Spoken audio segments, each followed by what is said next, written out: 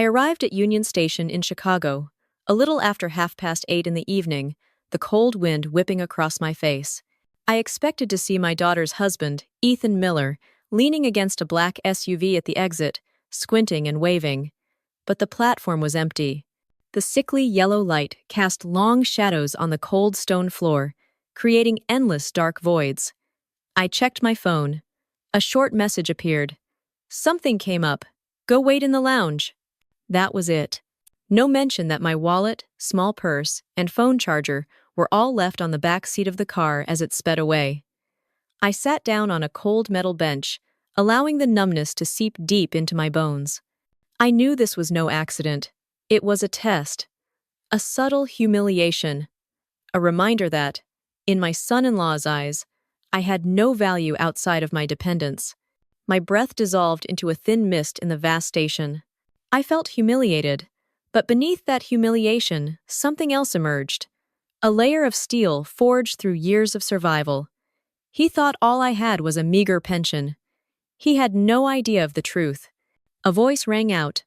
"Are you okay?" I turned. A woman in her 60s, wearing a gray cardigan, with a tote bag full of metal badges slung over her shoulder. She introduced herself as Mary Ann, who worked the night shift cleaning the office building across the street. She told me I shouldn't sit in the cold, and invited me over to wait where it was warm. The building was empty, the smell of polished wood mixed with the scent of new paper. Mary Ann poured me a cup of coffee from an old machine. She didn't ask any questions, just sat and sorted papers, close enough so I didn't feel alone, and far enough to give me space to think. It was 9:45 p.m. I sat there, hugging the coffee cup, and in my mind, everything was already in place. The next morning, I would call Benjamin Cross, my old lawyer, and Valeria Quinn, the private investigator. My son-in-law had no idea that for 20 years I had been building a silent wall, solid as concrete, to protect myself and Emily. And that night, in the quiet building, I understood. He had just made the biggest mistake of his life. After my husband passed away, our small suburban apartment seemed to shrink. Every wall echoed with a hollow sound. My daughter, Emily, was only 10 years old. She sat on her bed, hugging a pillow, not crying, just silent. And that silence was 100 times heavier than tears. I understood that from that day on, everything rested on my shoulders.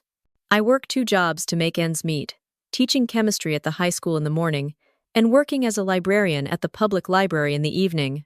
I got home after 9 every night. Some days, I'd open the door and see Emily asleep at the table, her school books scattered around her. I'd carry her to bed, and the next morning, still wake up at 5 to prepare my lessons. The money I earned was meager, like a thin piece of fabric stretched to the point of tearing. But I still found a way to always have dinner on the table, a pair of shoes that fit her, and a roof that didn't leak over our heads. Then I started to notice. The streets of the South Side, where dilapidated, gray wooden houses with leaky roofs and broken windows seemed to have for sale signs that were never taken down. I don't know why my eyes lingered there. Perhaps because in the pile of rubble, I saw something, an opportunity. I read every book on real estate the library had. I took notes, underlined passages, and learned every number and every bank loan clause. At first, it was just curiosity. But then, curiosity turned into a quiet obsession. A desire to have a more solid foundation for myself and for Emily. The first house I bought was a small, cramped 2-story building with peeling bricks and flaking paint that everyone shook their heads at. I lived on the ground floor and rented out the top floor. The rent was enough to cover the monthly mortgage. For the first time since my husband passed away, I felt my feet on solid ground. I repeated the process, year after year, buying cheap houses that no one wanted, fixing them up with my own hands, then selling them when prices rose, or renting them out for a steady cash flow. Some I held for a decade, letting them grow like a seed in the ground. I still drove my 10-year-old sedan, wore a frayed cardigan, and cooked simple meals. I didn't want anyone to know, not even Emily. I told her that we had to live within our means, that a person's value wasn't in what they showed off. I hid the whole truth that I, once a poor chemistry teacher, had become a millionaire. When Emily grew up, she met and married Ethan. From the very first meeting, I saw something familiar in him, the eyes of a person who saw money as leverage and control as love. He spoke without ever letting Emily finish a sentence. He chose the clothes she wore for special occasions. He even decided on the new house, not allowing her to offer any opinions. I kept silent, not wanting to make my daughter uncomfortable, and continued building my wall. A wall of money and legal documents, solid, high, and silent. I had hoped I would never have to use it. But on that cold night at Union Station, when he abandoned me like a burden, I knew that the wall would finally have to serve its purpose. 4 days after that night at Union Station, Ethan called, his voice sickly sweet. "Mom, why don't we have lunch tomorrow? I want to discuss some family matters." I agreed, not because I wanted to hear what he had to say, but because I wanted him to expose himself. The restaurant he chose was on the top floor of a luxurious hotel, with window panes looking out directly at the Chicago skyline. The tablecloths were immaculate white, the cutlery gleamed, and the crystal glasses were arranged neatly, like a performance. The waiter, in a black suit, carefully leaned in to pour water. Ethan arrived 10 minutes late. He walked in, his gray coat neat, his dark red tie perfectly in place, and a smile that was practiced to perfection. He didn't ask me what I wanted to eat. He just ordered for both of us in a loud voice, as if this lunch were a stage for him to display his control. I sat there, my hands resting on my lap, my eyes fixed on him, wanting him to think I was just being polite. The food was served medium-rare steak and red wine. He cut his steak slowly, as if preparing for a monologue. Then he leaned toward me, his voice lowered, smooth as velvet. "Mom, it would be better for everyone if you transferred $75,000 into our family account. To make things easier to manage, to keep everything transparent. It's just a formality." He said the word family with such confidence, as if I had already said yes. I held my coffee cup, stirring it once with the spoon, letting the sound of metal against ceramic ring out clearly. My eyes looked straight at him. "Family. What does that mean, Ethan? Does it mean the money will be in whose name?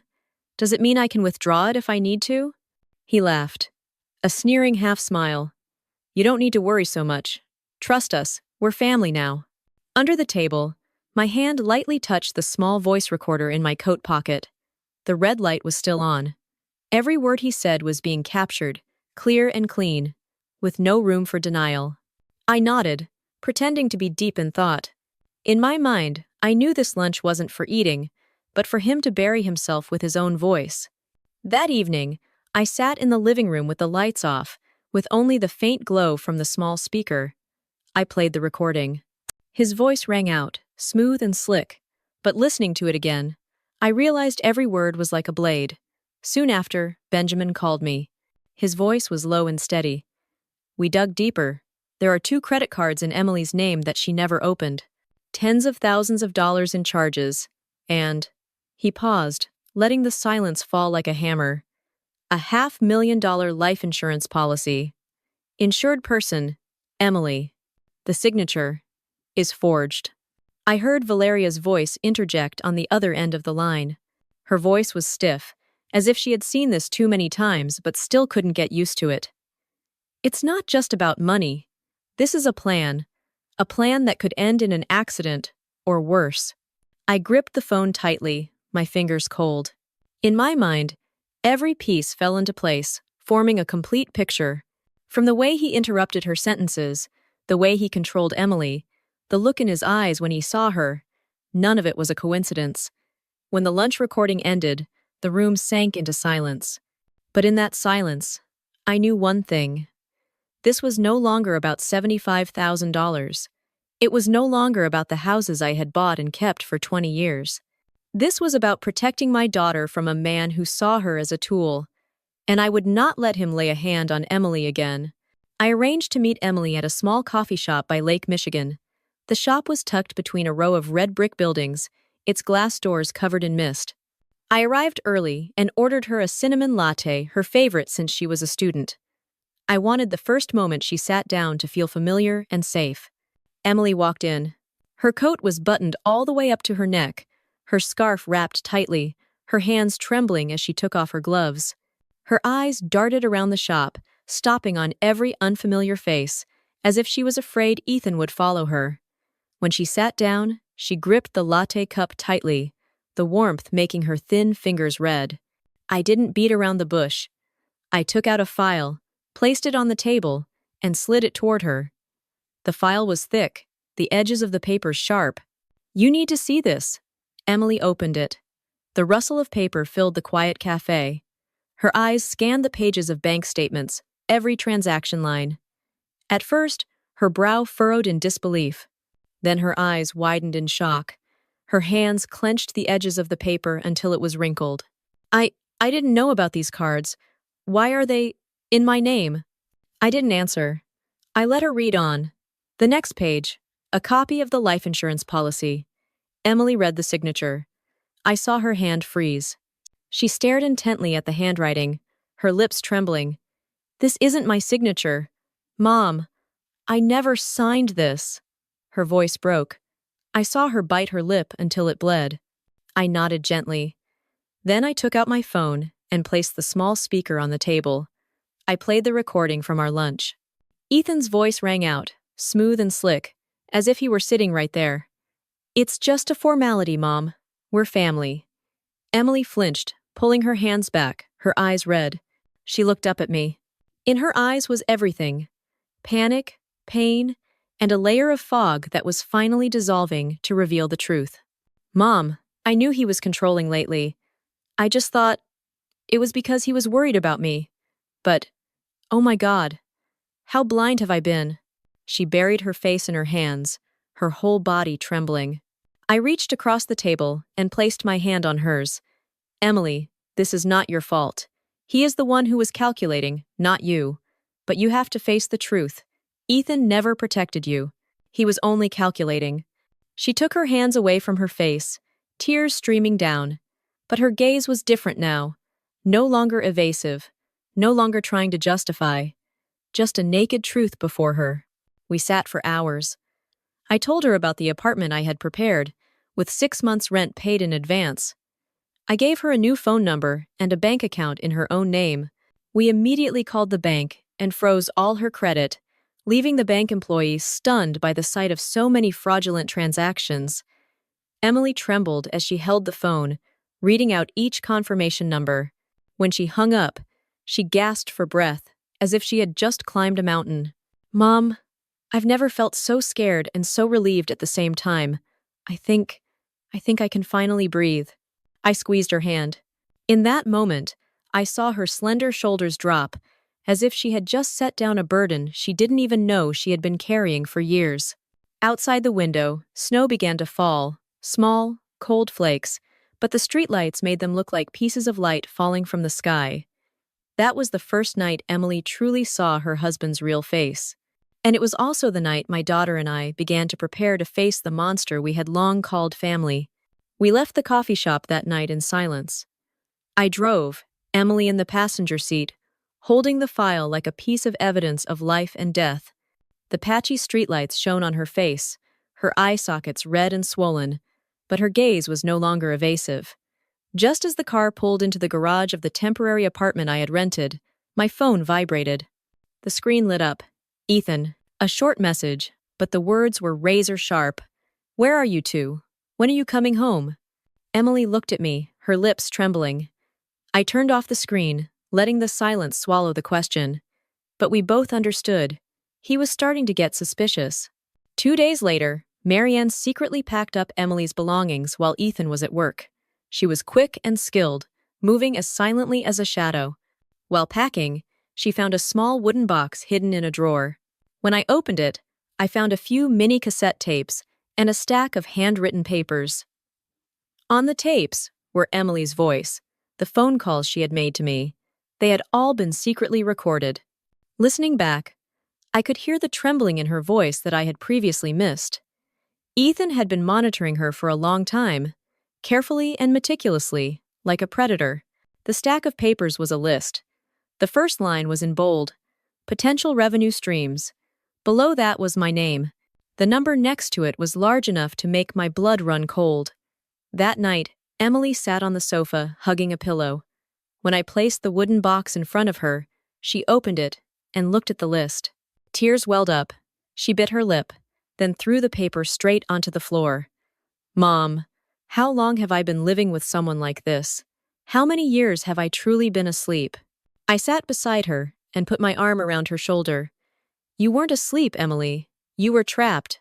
But from now on, we are no longer trapped. The next night, my phone rang. I picked it up. On the other end, his voice was as cold as sharpened steel. You think you can fight me? I know you're hiding, Emily. Don't be foolish. You have no idea what I'm capable of. I didn't answer. I let him talk, letting every one of his words be recorded clearly. When he hung up, I sent the recording directly to Benjamin and Valeria. Valeria messaged back with a single line. We have enough to lock him up. But be careful. He's cornered. And indeed, a few days later, as I was driving Emily to meet Benjamin, I noticed in the rearview mirror, a car was following us. Black, with tinted windows, keeping just enough distance. I didn't need to see clearly to know it was him. Emily's hands gripped the seat tightly. I placed my hand on hers, keeping her calm. In my heart, fear rolled like a stone. But alongside the fear was something else, colder and sharper, determination. Ethan thought he could intimidate us, make us retreat. But he didn't know that every one of his threats, every action of following us, was just another thread tying him tighter to the web he was weaving around himself. The next day, Benjamin called. The bank has frozen all joint accounts. The fraudulent credit cards have been canceled. We will file the evidence with the police. Get ready, Margaret. This will be the end for him. I looked over at Emily, who was sitting at the table, writing in a notebook. She looked up, her eyes still red and swollen, but a spark of light was in their depths. For the first time in years, I saw my daughter beginning to reclaim her own voice, no longer just a shadow interrupted by someone else. That's when I knew we had reached the final boundary. On the other side of that boundary, there was only one outcome. Ethan had to pay the price.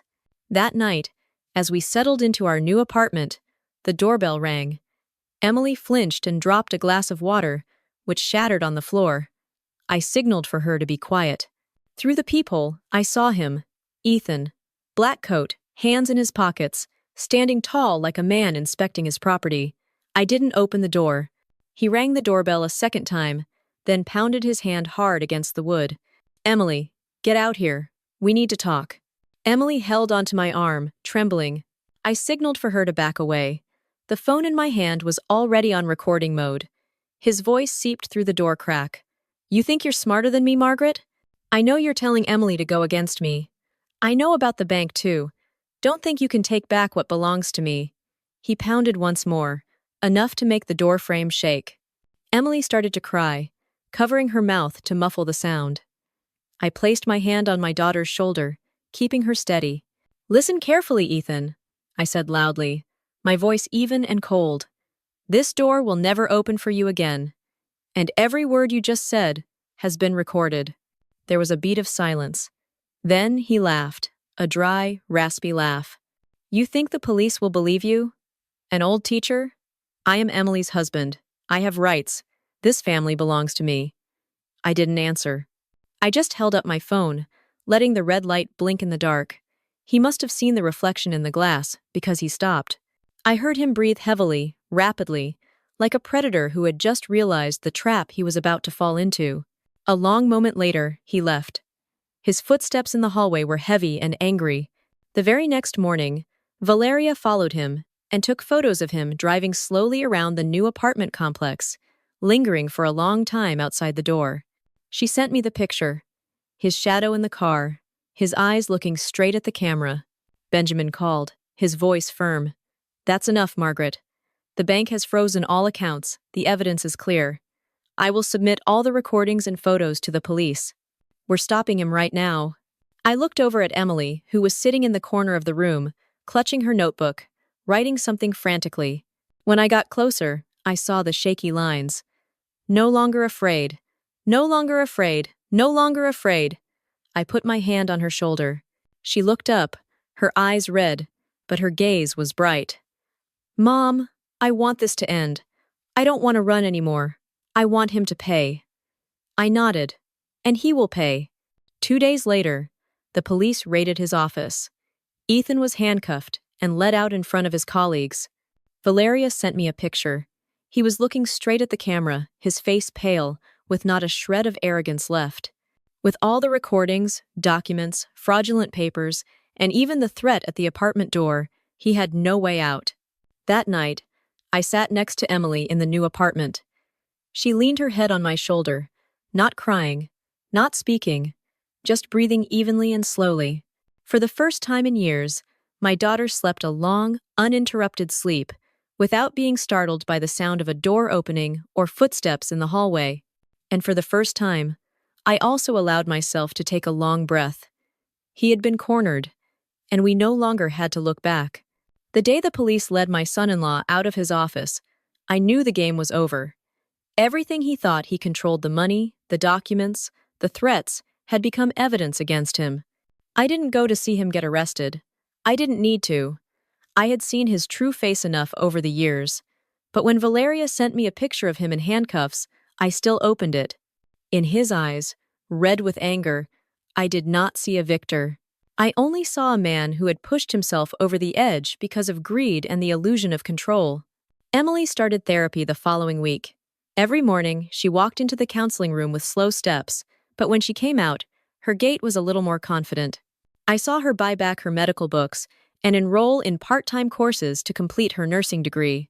She started cooking small meals for herself in the new apartment, and some days, she even turned on music and hummed softly as she cleaned.